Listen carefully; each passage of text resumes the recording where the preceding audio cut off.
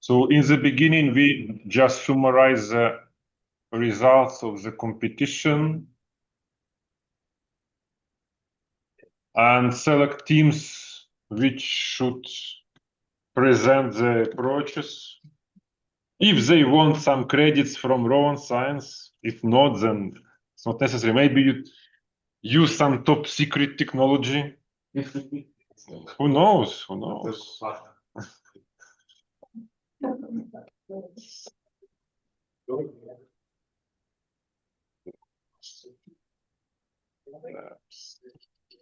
Just to be sure.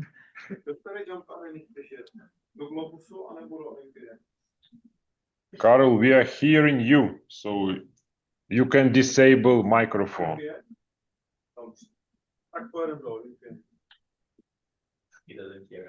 Yeah, seems. I hope this will not interfere too much. Okay, so as I told, we separately evaluate online and on-site submissions. So we just switch to online submissions, and the first place, we just now announce the results and then some final words. So the first place is team 19. I'm not sure that whether they're collected or not, but yeah, I see this is Miroslav. And if you're hearing us, just asking to make a short presentation about your approach. Yes, hi everyone, do you hear me? Yes. Also, hello. Good. Yeah, with me was also Kryštof Škach and Aleksandra. So I will maybe share the screen. Yeah, is Alex here, by the way? You already ready for that?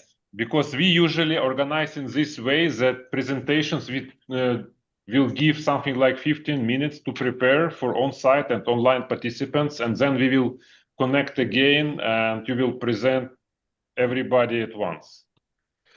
Yeah, okay, no problem. So if you want to first announce results and presentations later, I can present later. Okay, so thank you, and we will contact a little bit later, some 15-20 minutes, and we will start. Which means that for the others who are on the list, you can start to prepare the presentation as well, right? Yeah. Okay, the second place is Team 20. Fine, right? Online, yes. But yeah, Miroslav told that he was in a team with two other guys, but they are not registered in the system. So if they want to pretend for some additional certificates, then I need their emails. Yeah, so yeah, additional teammates who are not registered as a team, just send please to the Discord channel or to Karel directly their names and emails. Yeah, this is for all future teams as well, which will be announced. So the second place is John, with also quite nice result. Do you hear us? Or yeah, I can hear you. I just joined the Zoom session. Yeah. Oh, thank you very much. And if you have some teammates additional, just send to Karel their names and emails. Yeah, no, it's just me for this one. Okay, perfect. Then we will start presentations something in 20 minutes, maybe. Okay, thank you. And the third place, according to the time already, so scores are equal, but the team 18 was a little bit faster. It's Damilola. Hello, Professor. Yes, we are hearing you. Good morning or good afternoon. Excellent result. Excellent result. You were alone, or there are some teammates? I'm alone. I'm alone. Okay, so just be prepared in 20 minutes for some short presentation, not necessarily too much, but it depends on you. If you want to say us and tell us some story, okay, behind. Okay, Professor. Okay, thank you very much.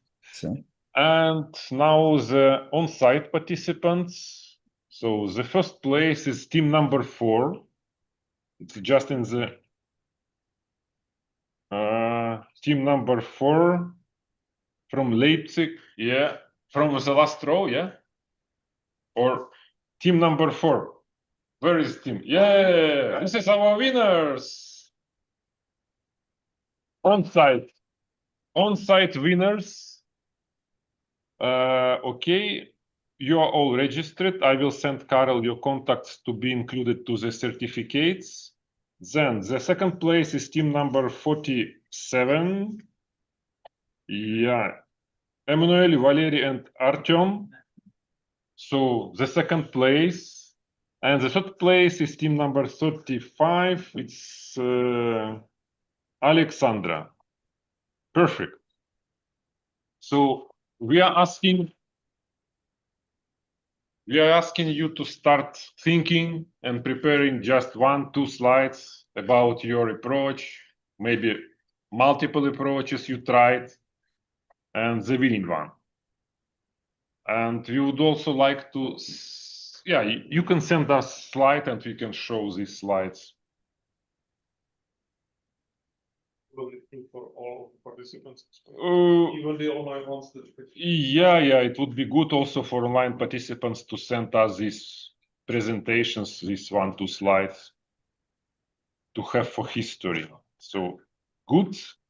And now, while you are thinking how to prepare your presentations, Karel have some final words.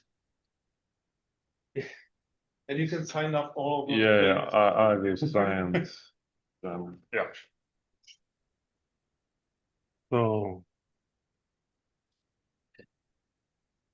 So we're just finishing the 9th Advanced in Silico Drug Design workshop. And I have few final words. I hope that you've enjoyed all of our program, which was quite full, as you can probably understand. All the materials are so far are on Discord. I will slowly move them towards the web. I'm also slowly moving the recordings to YouTube, but since we've made a lot of recordings, YouTube is somehow slowing the upload progressively, so it takes more and more time. On Monday, it was without any problem. Now it starts to be 48 hours to upload something. So it will be there by the next week, but that's great. And the Discord is probably the quickest way how to get to the materials so far. As for the attendance, 680 people registered from 93 countries. So that's the highest number we've ever had. 110 registered to be here, actually, from 26 countries. And 76 actually arrived. So we were almost 80 here from 17 countries. Quite far as well. And when I've checked on YouTube channel, actually 531 people looked into our Monday lectures. So it seems that you've looked at it and large numbers.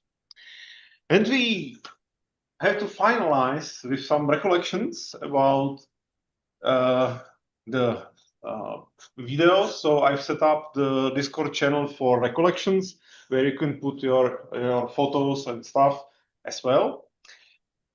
And here are some special ones, like this one with Pavel.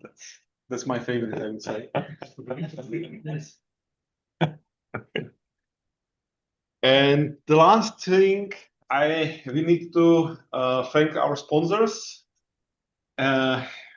especially Czech Elixir, EATRIS Czech Republic, and also Erasmus Plus blended program that will hopefully work.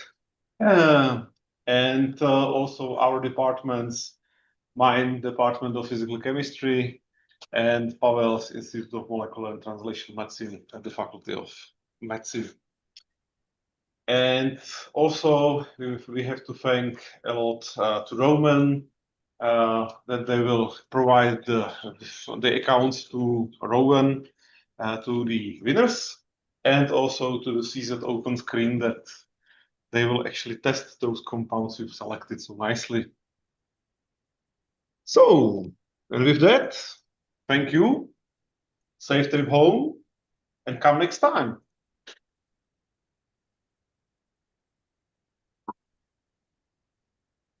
So next time it will be not the last week of January, but we decided to switch for the first week of February. And it will be organized again here. And we will together, we've taken also Federica and Alex into the team to brought more content. And with that, please do fill the feedback poll you will receive by Monday, because if you will fill in the feedback poll, you will get your certificate. So there will be still a little bit of work on your behalf. And that's it. That's all from me. Yeah, so we can continue in 15 minutes. I think it would be enough to complete your presentations. So 5 minutes past 3. Do we have the names for the teams? Names of teams not exist, but surnames of participants I will send you currently, but only those who were registered. Okay. So some names I probably know.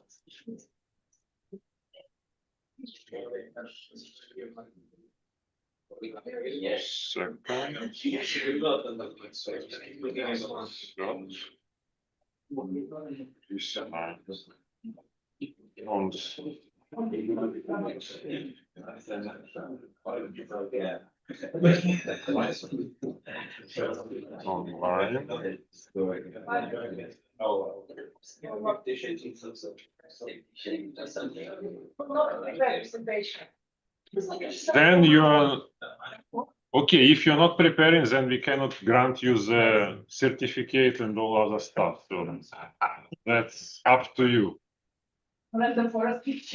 Okay. Yes. You can ask ChatGPT to just draw me a random forest, and you will see what will be the output. It actually could be a nice cake to try to generate the ChatGPT, Copilot, and Gemini, or some others to see what the random forest means for them. Yes. Yeah.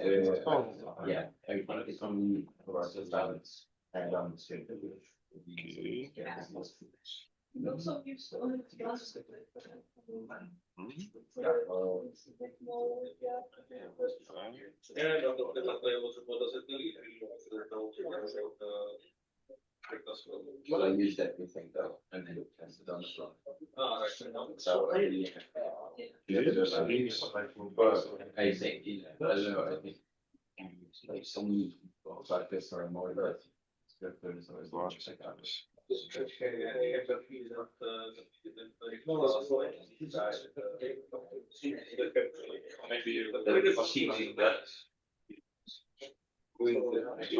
I sent you names of all who were registered. So we just need to wait for 2 more surnames and emails for Miroslav team.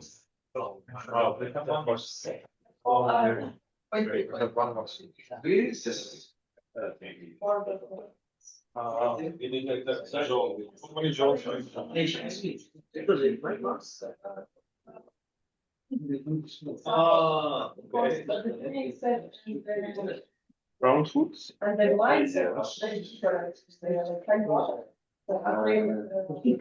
Okay, so.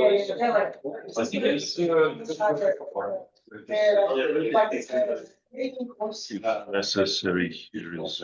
Miroslav Lžičař. Yes.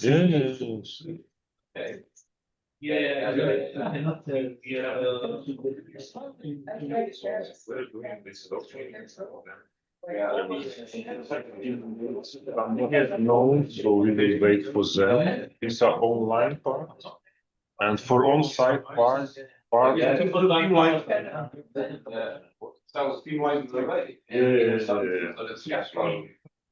I sent you their names as well. That's the first thing, yeah. Because we not do the for that, but the performance yeah.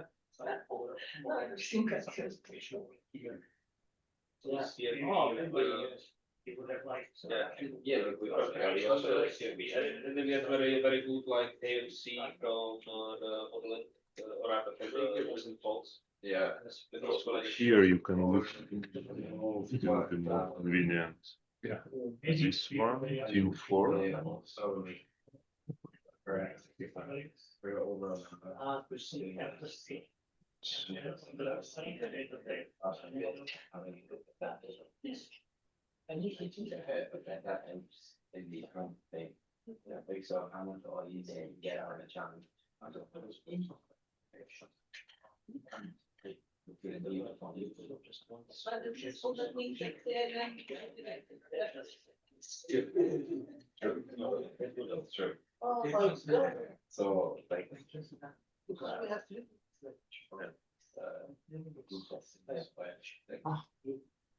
Yeah, they are very similar. So.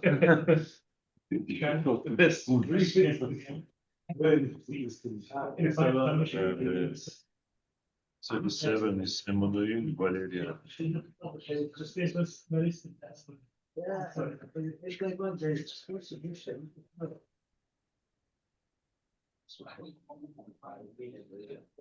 You can present not only the winning submission, but some other attempts you did. It may be also interesting for your competitors. What is not working, because it's quite useful information. Since in the scientific publications you always read success stories, but there are a lot of unsuccessful attempts, and everybody should repeat them because they are not disclosed. So that's why even unsuccessful experiments can be useful. So that's why I encourage you to also publish. There's a nice question in the Discord. Okay. How long can we continue submitting answers, not for the prize, just to make a better code? Forever. Forever, okay. Until our servers are alive in IMTM. So this web application runs on our servers. Oh, so you can bombard it, so the servers of the IMTM will go down. Okay, nice. you could just release the labels. Even new teams can be registered. So you can register yourself with different emails multiple times and still send submissions. That's also possible.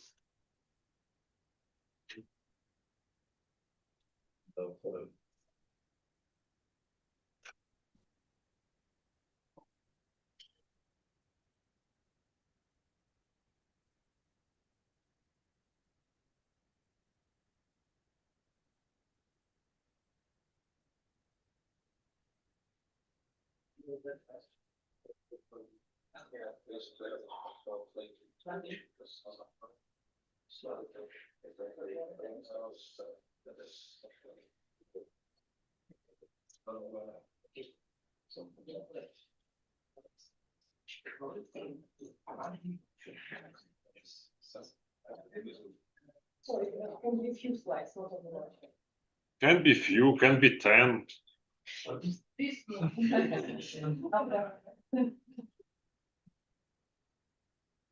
I will prepare all my personal. Well, this is useful.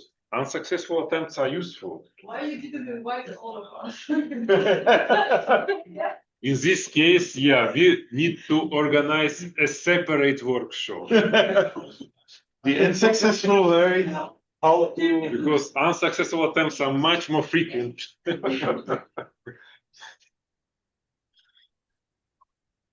It might be actually quite interesting. Yeah. That will make a nice question for the feedback poll. What have you tried to use successfully and what have you tried to use unsuccessfully? You made that, yeah. That might be a nice word cloud afterwards. Yeah, it will be interesting to find some overlapping. Because I believe the same technology will be successful and unsuccessful simultaneously. I see.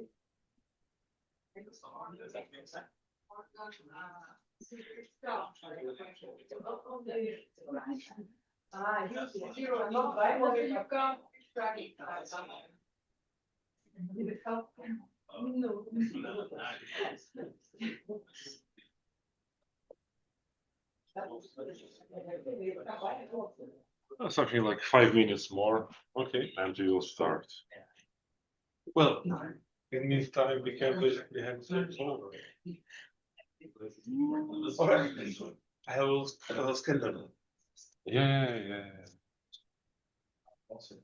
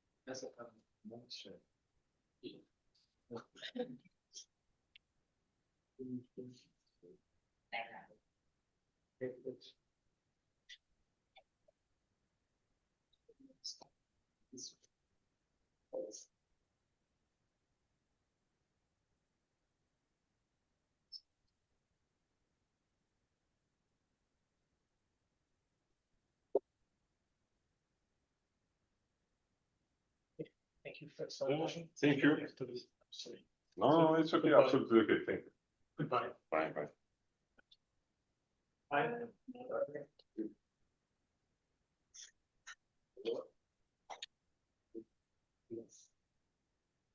So, on-site participants, are you ready for presentation or not yet? We will start from the third place. So Aleksandra started to quickly create 10 slides. I need more time. No. It's not me, it's ChatGPT. I need some more time. I'm sorry. Okay, 5 more minutes. But maybe we can start from maybe online participants. If the third team online, which is, I need to check.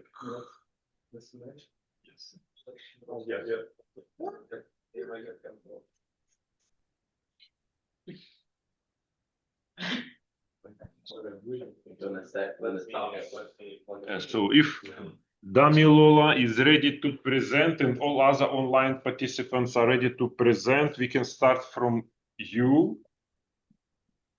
You can just drop a message to a chat that you are ready, or just Okay, Professor. so.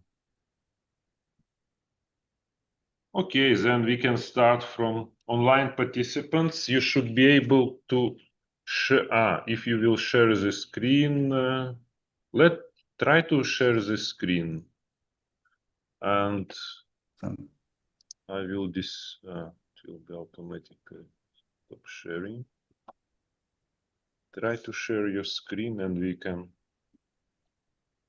Okay, I can. So right here. So you can, because I'm not sure that. Yeah, we see your screen. Perfect. And, okay. Okay, so That's perfect. So hello everyone and good afternoon. My name is Damilola, and basically what I tried to do in this for this competition was quite simple. So first and foremost, I started with ChemProp, which is a message passing neural network embedded already. So it's quite easy to use. So I started with that, and that was quite easy to get, but the score was quite low, 0.27. And I tried working on the various other methods. So the next thing I tried to do again is a feed-forward neural network, but I used the Avalon fingerprint to describe my molecules. So I was planning to try other fingerprint like the ECFP, the how the Q descriptors and all, to make sure the model is like robust and all. But there was not enough time. I think that was one thing. There was not enough time to try every single one of this model. So another thing I did again was I went back to the basics. So simple basic ML models like the random forest classifier. So I created a random forest classifier, and I did what do you call it? Why am I forgetting this? A randomized CV, a randomized CV, then to search, a grid search, yeah. So using the grid search, I was able to like search a lot of parameters and all. Then the model was the recall score was still terrible. So which means that the 1D descriptors or the RD descriptors doesn't really describe the molecules well. So the scores were really, I think this was my lowest score, 0.1 or 0 point something. It was really terrible. So I tried something else again. So I tried the Bayesian feed-forward. So the feed-forward neural network, I updated it again by adding a Bayesian idea or network to it again. And this was better, but the issue I was having with this prediction was the results here. The results were really different because my training loss was going down, but my validation was going back up, it was increasing. So it was really sad to see, and I was really confident about this. So I left this alone. I think the last thing or the fifth thing I tried to do again was, okay, I saw that since the ChemProp was working, and ChemProp is based on graph neural networks, so I decided to add the ChemProp or create my own neural network, my own graph neural network, a basic graph neural network, then add or concatenate the ECFP fingerprint, a 2D fingerprint at the end or in the forward model or in the forward pass model, in the model forward pass. So it was quite easy to do, but I also faced the same issue too. The training loss was going down, but the validation loss was going on. So it was really sad to do, and the results were not improving at all, and it was really terrible. So the last thing I tried to do, which I'm currently doing right now, is since the model wasn't understanding based on the graph of the molecule, the graph representation of the molecule, I decided to try a transformer architecture. So which time I will now use what we call I'll use the SMAUs as an input. So the SMAUs will show the pattern of the SMAUs will serve as an input. So let's see if the transformer can be able to identify the correlation between the SMAUs and correlate it to the activity. So basically, that's all I did. So these are results from my study, and you can see from the Bayesian classification uncertainty, the model was performing well on the validation data set or the test data set, but on the external data set, it was performing terribly. So thank you very much, everyone. Yeah, thank you.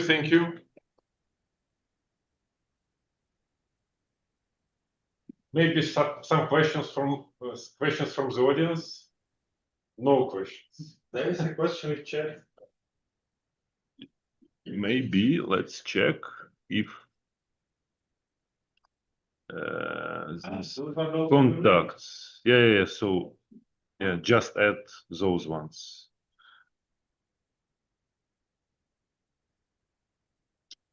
Okay, so thank you once more, and the participant who possessed the second place, John. So you can share the screen and present your approach, how you solve this. Okay, you can hide the. Yeah, okay.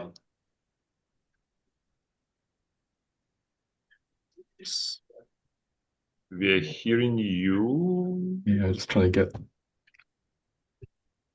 get my slide showing here. Can you see it? Yes, we can see your screen. Yeah. Okay. Yeah, so I tried a few different approaches. So the first thing I did was actually put the data into Data Warrior to just get a perspective on what the full set of actives and inactives look like. And to be honest, my first thought was I might be able in Data Warrior, based on the network similarity maps, to be able to pull out nearest neighbors to the active compounds. But you can see here that the active compounds sort of cluster very well together. And even if you export the data and try and sort of pull out nearest neighbors, you actually only get about 10 or 15 compounds per map. So not a particularly practical approach, but it was a good way to sort of look at the data initially and see what the challenges were. So the next approach I tried was in KNIME, basically running fingerprint similarity using multiple different fingerprints of the test and training sets, and then aggregating the similarity data at the end and pulling out the compounds that would basically say most similar across 3 or 4 different fingerprint types. So that one gave a score of 0.27. When I looked at the leaderboard at the time, though, it wasn't particularly good. So I needed to keep going. I actually did run some docking experiments as well. I'm not going to talk about those because the score that I got there was really poor. And I think, to be honest, I had to put a lot more thought into trying to identify the actives from the inactive set by docking experiment. So the last approach I tried was ChemProp. I basically tried classification and regression models, just basic models, sort of nothing added in beyond the data that was in the test and training sets. And both approaches basically gave the same score of about 0.4. I tried sort of combining the data from the two sets to see if I could sort of identify, say if compound or hits were active across the two sets, would that enrich the score? Turned out it didn't, basically gave the same score of 0.4. So that's essentially where I ended up. So maybe they found the same compounds, classification and regression models. That's interesting. So yeah, I think the compounds were the same, but the enrichment didn't. I wasn't able to identify the best compounds from each set to combine. Yeah, that's complex, and I'm really surprising that similarity search worked in this task, because always when I design these data sets, I consider similarity and I try to select some representative and dissimilar compounds. So, okay, thanks. That's interesting. Okay, thank you.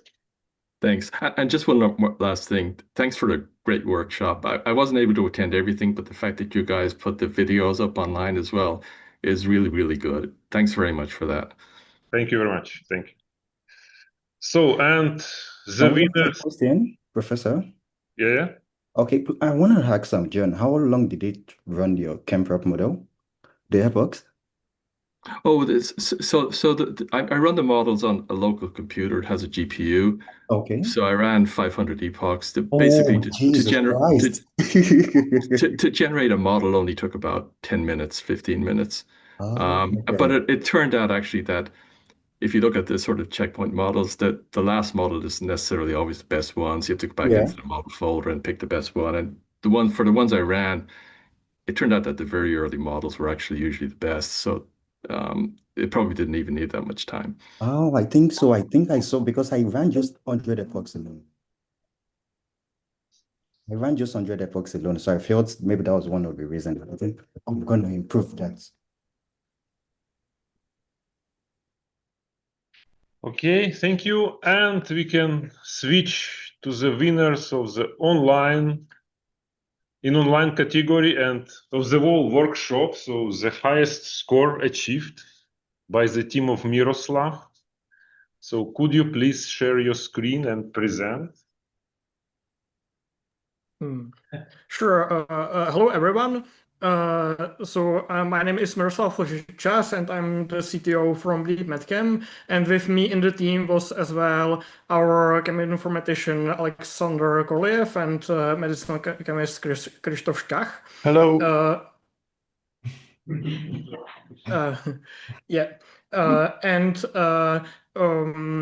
We tried to use cheese, which is our shape similarity tool we developed for this challenge. The objectives are clear to everyone, so we don't know to go through them again. This is the tyrosine kinase that we worked with, and the goal was to select the 100 top compounds from around 3,000 based on actives and inactives. And these were all our 10 submissions. And to go through it as chronologically as I was submitting the models, first I tried to just do a random selection of IDs, and this had around 7% hit rate. Then I tried naive similarity search using Morgan fingerprints and Tanimoto similarity, to the active molecules, and that had also 7% hit rate.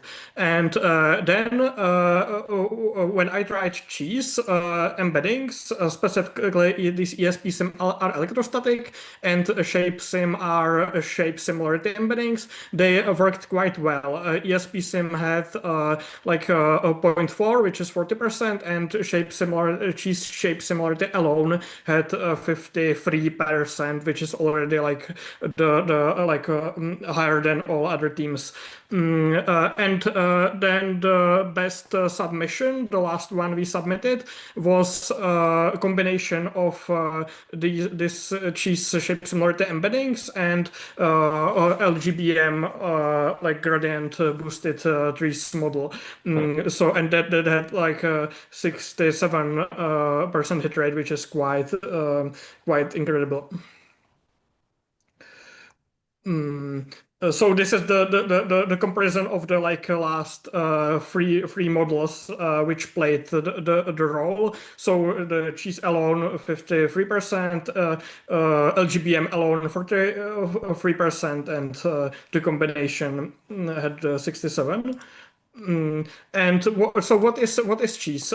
Basically, cheese embeddings are neural network embeddings which are encoding the 3D shape of molecules in latent space, in which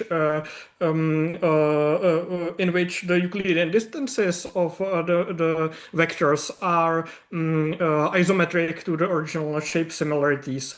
Like specifically, it's trained on conformer ensembles, where you create conformer ensembles for both molecules and then take the best aligned pair and compute the 3D shape or electrostatic overlap.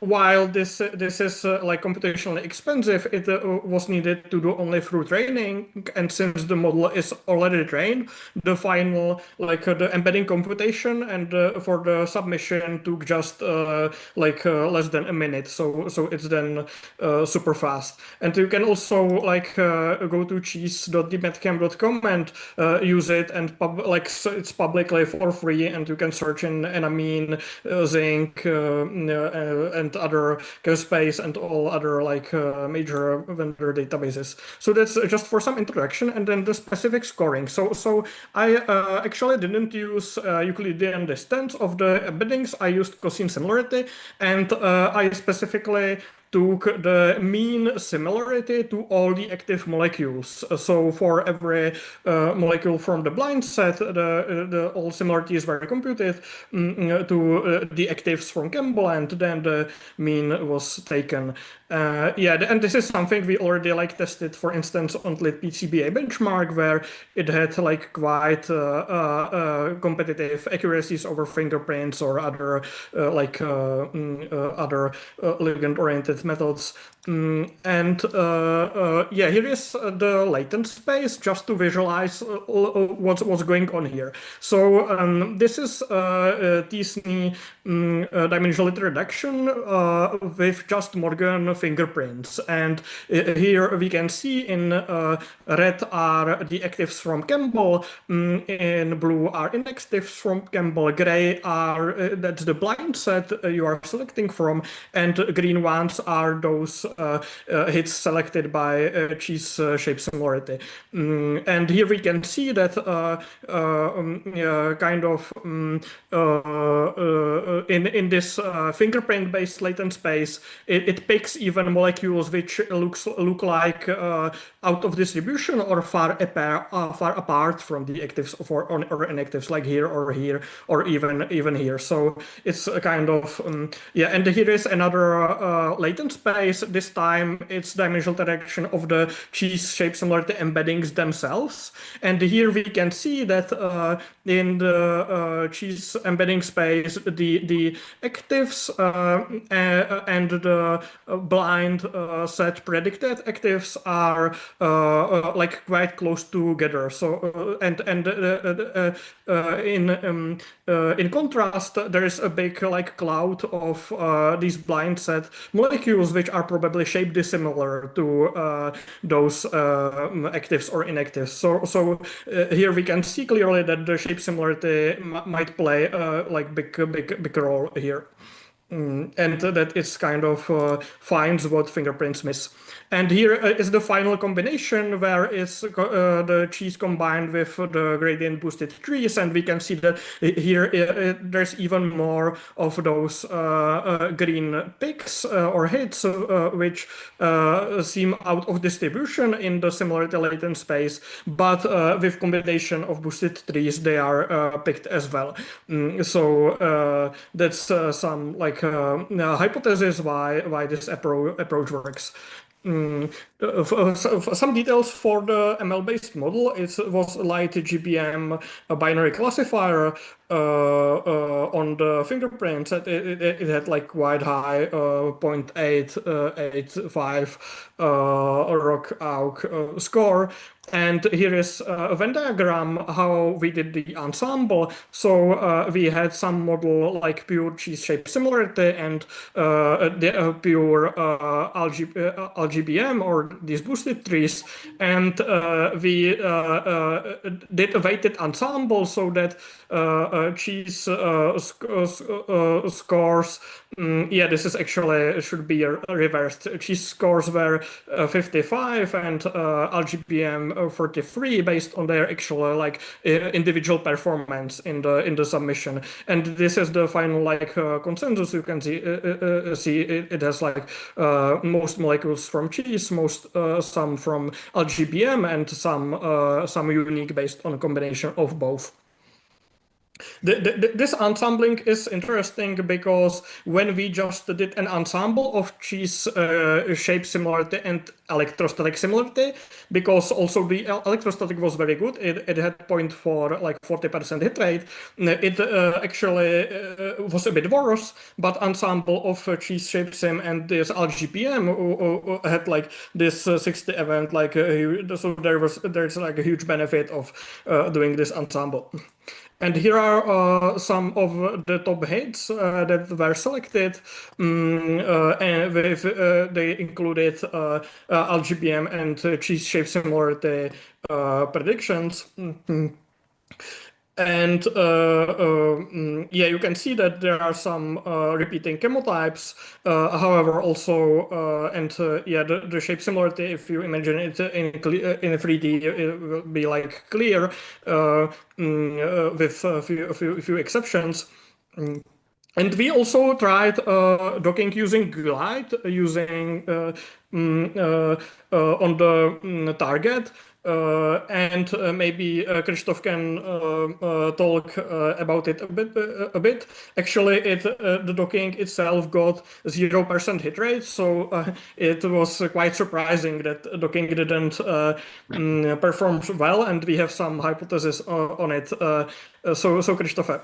Yeah, so actually there was also a question on that topic in the chat a few seconds ago. So I spent quite a lot of time trying to dig in that and find out what's happening there. And actually, if you can go on the last slide, Mirko, I noticed one thing, and I don't know how important is that for the very last one. This was where actually what I noticed is what actually we got provided with some coordinates for the ligand. Or for the binding pocket, and when I calculated my own, it seemed that my actually got bit shifted like 2 or 3 angstroms, and its center was inside of the protein. So that might have kind of biased the result from the docking, since I was kind of surprised how bad it did perform. So actually, when I calculated my own grid, it was shifted bit into the z-axis, and when I applied the very same data set, it resulted in kind of interesting results which were much more satisfiable than those I got from the initial grid that we got provided. So that was my only conclusion based on that. The size of the grid box was roughly the same, or you also changed the size? Its size was just 20 angstroms in my case. That's interesting. So when I took these coordinates and and used my own grid box, the results were much better. But they had to be on the side of the box, right? Because this is just the movement of the youngster. Sorry, I cannot hear you properly. The movement in this grid board is only 3 angstroms, so it had to be side of the. That was also a thing that I found kind of questionable in that case, but I don't have any other solution for the docking docking's bad performance. So that was basically the only idea I got. We have to check, maybe some important interaction didn't capture, but that's interesting. So I used quite standard protocol for preparation of targets, but yeah, again, you could do this by yourself. So this is the option, definitely. Okay, thank you. Something else? Or this is all from your side? From my side, this is all. So if there are any questions, I would maybe add that the docking would like warrant further investigation and like maybe playing with the pocket and with the settings. So like in this short time, the ligand-oriented approach was much like easier to set up. But we still believe that maybe we did something wrong, or there will be some other team who like use docking and achieved good results. According to rumors in the audience, nobody succeeded with docking. You're not alone. Yeah. So that was Yeah, just thank you very much. I'm really impressed by such a comprehensive approach you applied, and very successfully. It's very interesting was to see how they embedded those actives, inactives, and blind set in different representations. It's really very instructive. And I just want to remind all of online participants who are winners, send to Karel or me your presentations, please. In PDF format would be enough. We have some second question or not? So just put them into. Okay. Okay, so thank you once more. This is a really great solution. Yeah, thanks everyone, and thanks the organizers for organizing this challenge. You're welcome. Thank you. So now we can switch back, and our on-site participants will start present their approaches. Yeah, USB stick.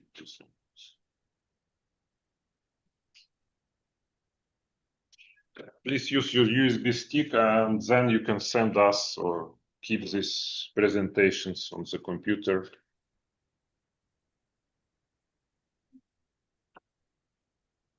That's really interesting. Very.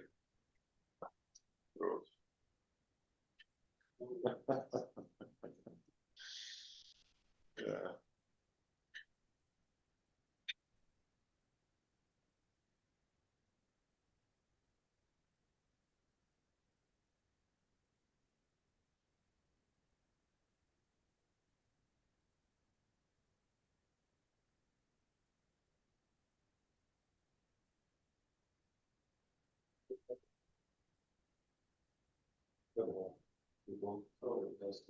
Start from Aleksandra?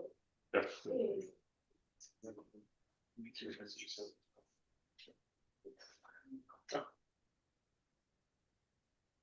There are two presentations also. 3 presentations. Perfect.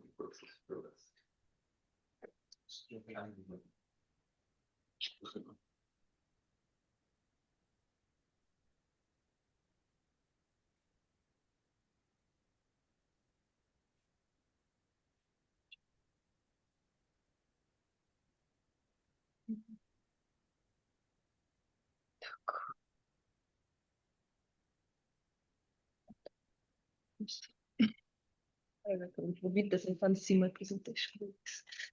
The sheet. Oh, it's not too. So, okay. Go to PDF. How to make it full screen, Karel? Control L. Control. Окей. Не підпорує типу, не був пошкоджен. Yeah. Maybe Discord still. There is no Discord on this computer, unfortunately. You can just copy the link and then you open from the link.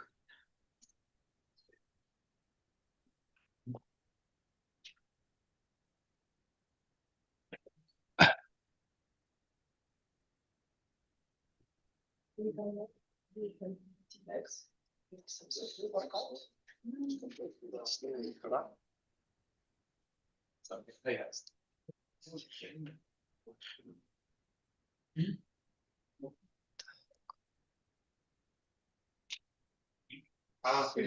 one is not 0 KB, so that one should work. Yeah. Yeah. Okay. Control F. So I can start. Yeah, you can start. You're already online. Okay. Hello, everybody. So first of all, the first slide is dedicated to my colleague, my team. It was Codex and me. So I'm very happy that it's now available. No code was written by me. Like I was just asking Codex in VCL code to write what I want. I was also discussing, I was using like what strategy I should use in my particular circumstances and so on, so on. It was giving me sometimes good, sometimes not advices, but You was the provider even, of ChatGPT. Yes. I even I was, how to say, I was using VCL code, VS Code. So, and it was creating a repository, so it was on a GitHub, and then I was uploading it to the web version to check for bugs. And sometimes it was like finding some bugs which VS Code didn't find, and then I was like asking web version to write instruction for VS Code, so I was like copying it. So we created very great actually pipeline. Maybe I will publish it because it constitutes a lot of models. So we even implemented. So first, what ChatGPT, because I asked ChatGPT like how I should treat my like what should I do if my blank set is out of domain. Like I didn't know, I just wanted to test, and actually it's wrote me some script which was testing it, and it indeed was the case. So there is like nearest neighbor similarity, Tanimoto. So you see it was like quite apart from each other, and that's why ChatGPT suggested me to use actually not the random split but the Bemis-Murka split, and also a few features which it also suggested and implemented, such as early enrichment focus instead of AUG. So I used only classification models. And I also asked to implement exponential consensus ranking. And so we were using this Codex XGBoost, his gradient boosting. There was like a few more, but they were too long to run, so I stopped them, and I didn't proceed with them. Random forest as well, Keras neural network, and also ChemPro. So my idea was that I will run everything. Then I calculate some exponential consensus ranking, including Codex tried to implement the weighted version. So the weights would be assigned based on the precision of these models in the test set. But so as you can see, like it didn't work out very well. It's got like 0.07 my results, but for all of this model which were performing except ChemPro. So I just combined like XGBoost, his gradient boosting, Keras, and random forest, and then I calculate exponential consensus ranking, and instead of 0.2, the minimum I get 0. So I don't know, maybe we failed this one with Codex, I guess, as well as ChemPro. I don't know why. I had a lot of hopes for this one, and it was the longest. I spent maybe 2-3 hours debugging because there was Codex didn't succeed as well here. So, but yeah, surprisingly, what worked out was random forest, just simple random forest on Morgan binary fingerprints, radius 2. And yeah, the feature was like, I guess that we used Bemis-Murka scaffolds for the split, because another team told me that they used all the same parameters, except they used a random split. Yes, and they got 0.2. 27, yes. So Yes, that's all from my side. Yeah, thank My attempts didn't work out except this, like this is the easiest one. That it was interesting. Thank you very much. It was very interesting to try. I have a question, please. Yeah, Why, I will do some questions. Yeah. yes, why it's more interesting for you using fingerprints, for example, and not some descriptors, other descriptors? Well, mostly my previous experience, to be honest, like more than fingerprints, in my experience, always outperform. ChatGPT also implemented like the descriptors, 2D descriptors at the kit. I probably even tried something, but I didn't get much improvement also, so I stick to model fingerprints. Yeah. Because I I don't know, don't- for yeah. example, in which case we should, for example, you know, when we have a huge data set molecules, Mhm. so we need to choose, yes?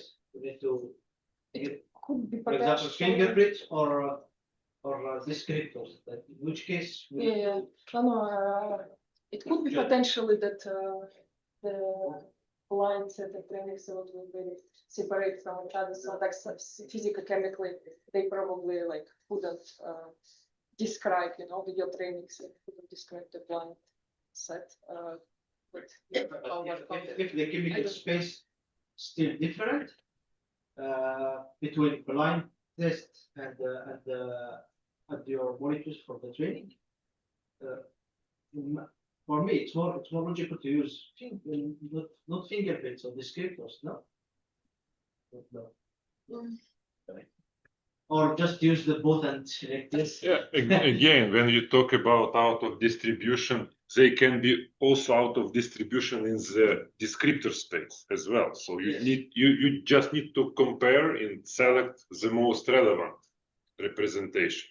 If you talk about this, this would be more rational. also want to mention that I'm not using neural networks or anything. I'm rather structured biology. I'm like running molecular dynamics simulation tokens. But from my past experience, I also tried it and it failed. So I now like switch to domain of the QSAR. Yeah, so Yeah. this is officially congratulations. Wait. Yeah, this one. Exactly. We need to have something for that. For reporting. Okay. Exactly. So the second team.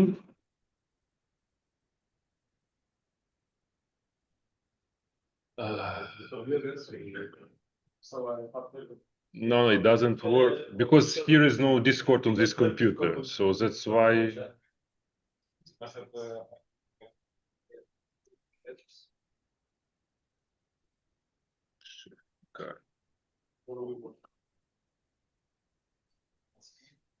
Yes.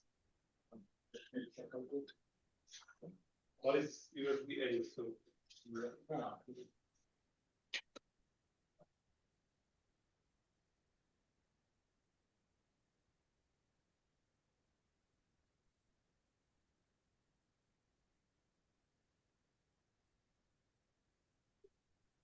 it's also only USB-C for the last.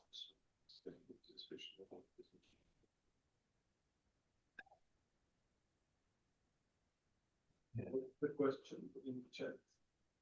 In the chat. Thank you. Thank you. Yeah, I thank you.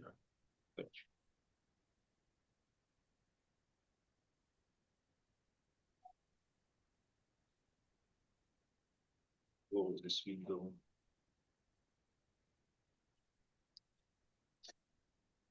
There is some question in the Discord channel why it is not suitable for structure classification. We can make some, maybe some general remarks at the end and some general questions also we can discuss at the end.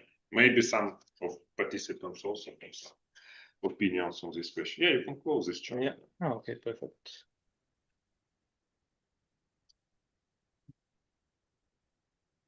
Okay, so basically in our case, we also did more or less the same thing that everybody else did, which is basically we start off with QSR, because again, there was a lot of data from the ligand-based side, known and unknown actives.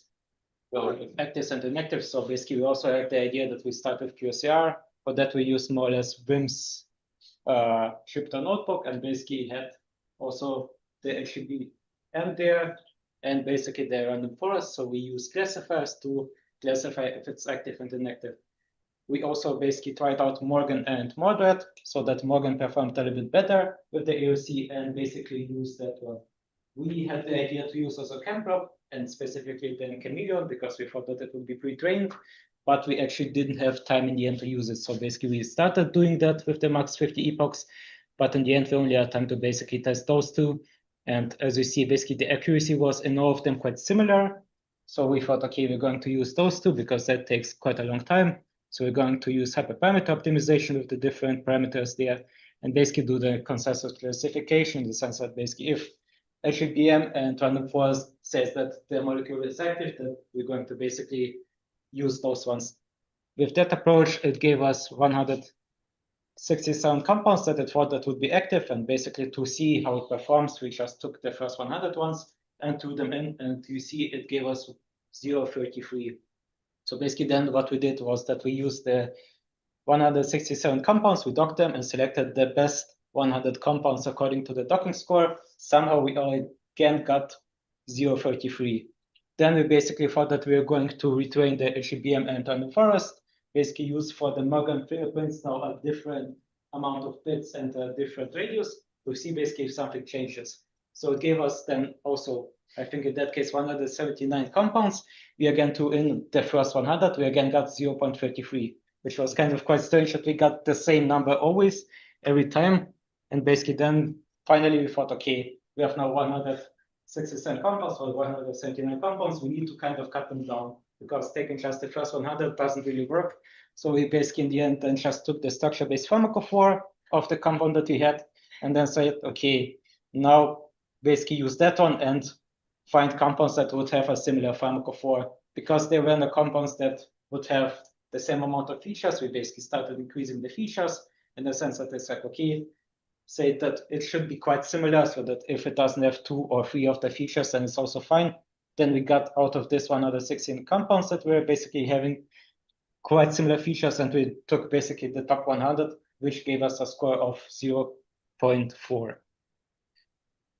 And yeah, basically, I think the reason why that happened with the QSR that always gave us 0.23 wasn't, as the winners showed, the blind set was quite far away basically from the known test and training set, because we also wanted to kind of do a ranking according to the applicability domain, because we thought, oh, maybe that would a little bit rank, because again, the classifier just says active and active. You have zero idea what is more active and what is less active.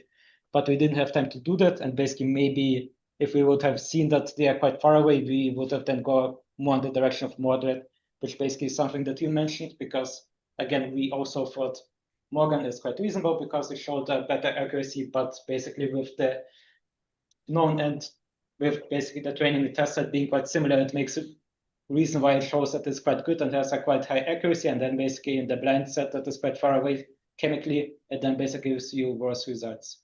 And again, similar like the other teams, we also tried docking, and it also failed quite horribly. I think it was either 0 positives or only 0.07. So yeah, that was it. Yeah, thank you. Some questions? So everything is clear. I'm really surprised that, okay, pharmacophores also works. Yeah, I mean, at least a bit. So not only ML, not only ML. So similarity associated pharmacophores also. I mean, they can at least rank them, because again, out of this 167, you have zero idea which ones are better, which ones are worse, if you don't have like a ranking with the classifier basically being just okay, active or not active. Yeah, It's a bit tricky. With regressor maybe better, but again, regressor, which I have no idea what it would spit out. Okay, so thank you, and here is your certificates. This, Emmanouil and Artem. Thank you. Our congratulations.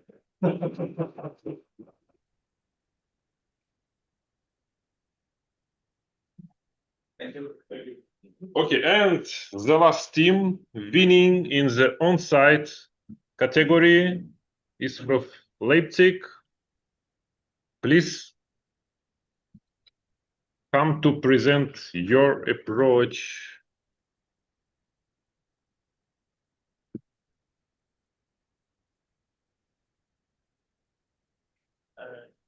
So I am putting the slide on the Discord. So No, please copy on the USB stick because Discord is not here. do you have a USB? You can use mine. Okay.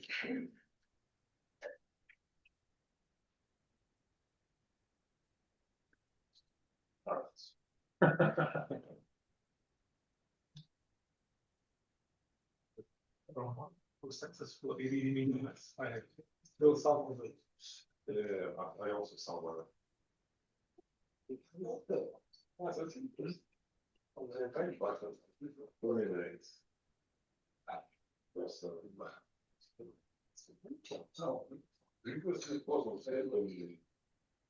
Specific question before you answer those. You find out whether there was some active molecule which was not selected by this. Yeah. That would be interesting. Should be. Yeah. But the reasons they 66%. So it's really reminder that probably these are also output. That's not built somewhere else. Older maybe. That's okay. Yeah.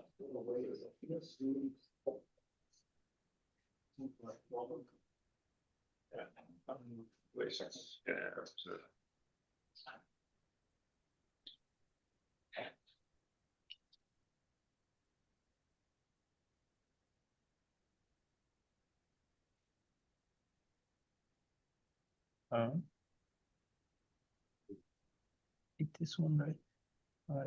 This is the right one, but it is not here. Only try to copy once more and maybe safely remove it. Okay. Because here only text files.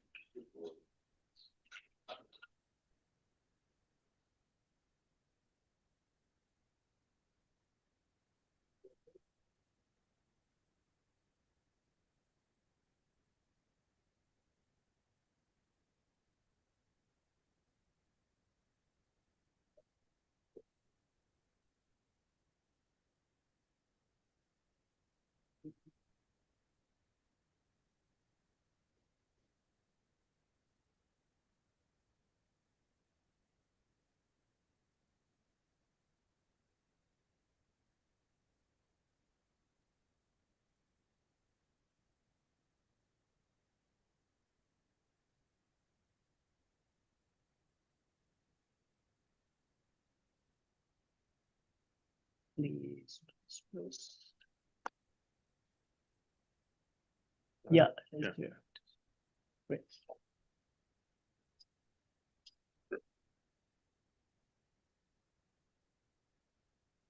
Okay.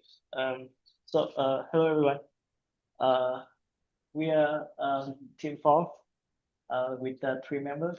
I'm coming from University of Strasbourg, and the other 2 are coming from University of Leipzig. Yeah. And so what we are doing with this challenge, it's just a traditional virtual screening with a QSAR model using the ProQSAR software building by us, and this is like an automation processing from the input to the output, including data pre-processing, model, and evaluation and uncertainty. So what we came up with the QSAR result, it's just we're building 4 models, one for classification, which one it's active or inactive, and 3 regression model using for the for the KI value, KD value, and IC50 value. So for each of the model, the descriptor or the model automation chosen for the classification. The optimized target is using the F1 score to using the F1 score, and for the regression model, it's the R-square value. Yeah, the second thing we using is docking with Gina software, including the rescoring function. So basically, we don't have to pre-preparation anything. We just using the input from the material of the challenge, and a little bit from molecule optimization for the ligand, and running the docking calculation with the parameter. It's over here. We increase a little bit of the size of the box, but the center it's still keeping the same as the suggestion. Okay. Last thing is we after scoring, and we doing another one rescore using the CNN, which is a feature of the Gina software, and eventually this this scoring so that this the best the best scoring among trees.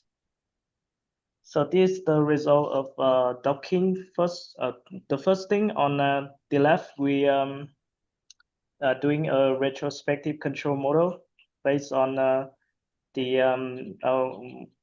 1800s, yeah, around 1800 molecule with the label active and inactive, and it show that the CNN post score showing the highest area under the curve with 0.7. So we estimate, so this one infer that we have 70% to correctly using this scoring to discriminate whether a molecule is active or inactive. And another thing we trying to do for we have done for the docking, it's try identify the enrichment factor, because what we want to do for the challenge, basically it's trying to retrieve as much active as we want. So after the QSAR model with KI, KD, and IC50, we putting top 100 probability of the QSAR model to see which model to see how many active in top 100 of the three model. And it's end up oh, I forgot to put it in here, but for the maybe I going back, yeah. We have using the cat boots using the cat boots algorithm. We have 27 or 23 active over top 100. For the KD, we have a little bit lower, just 7 over 100, and for the IC50 we have 20. For the IC50 we have 20 active over top 100, the first top 100. So the second one we're doing is we submitting 100 next molecule to see if our QSAR model will have a long range effect, or it just concentrate in just the top scoring, and yeah, we got 0 for the 2 attempt. So yeah, maybe the QSAR model just good enough for the top 100 model. And then we keep doing some random submission from my college I don't remember, and I asked them, and they don't remember also. So, basically, we are waiting for the docking score result to doing the retrospective control. So we're just trying to enumerate some, and the result is just around 0.07. Yeah. And the best one come from ranking top 100 model of 3 models. So we have 300 molecules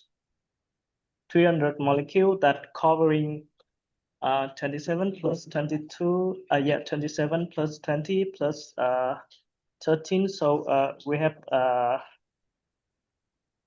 60, around 60, plus 0047. So it's it's 400 or 300. And then we re-ranking it by the CNN post score, and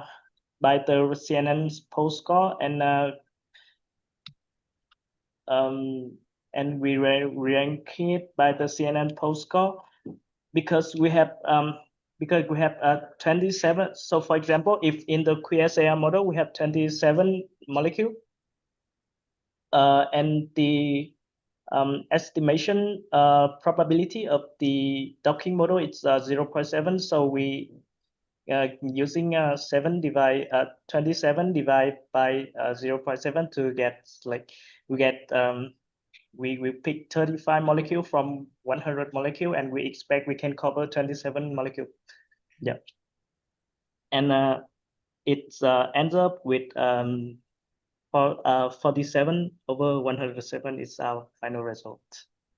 Yeah, because the time it's limit, so we haven't doing like optimize the exhaustiveness of the model or building like higher box, but I think that the box is fine. I don't see too much post coming out. I just watching some top model, but yeah, maybe it's coming from here and from the QSAR model.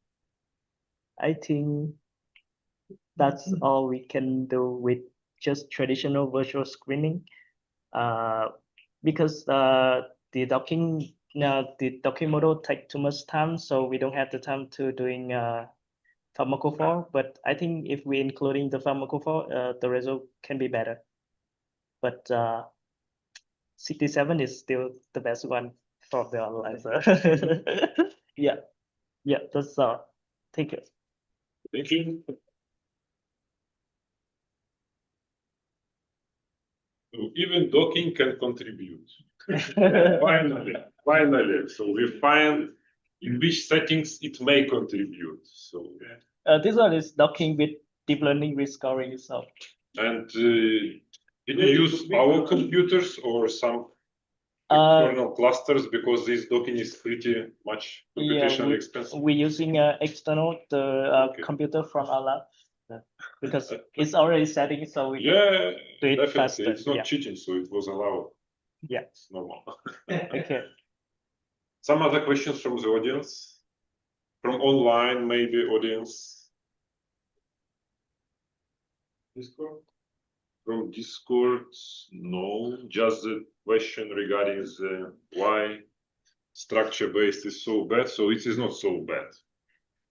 So it's just the question how you will apply. So yeah, as a single approach, it may not work, but it may be used like a secondary, like a rescoring selection. So maybe. So no other questions. Thank you once more. And I would like to invite all team members.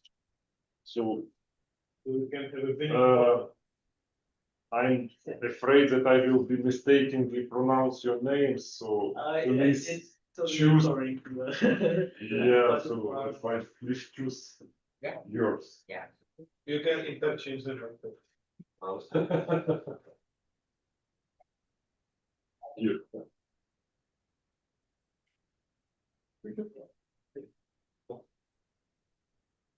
Okay, so thank you once more. The challenge is over. The overall workshop is over. Just the feedback is not over yet. Yeah, we'll just ask you for sending us feedback and maybe see you next time. Maybe as a speakers already. Why not? So have a good trip home. Enjoy your stay in Olomouc if you stay for one more day. I'll see you. Thank you. Thank you.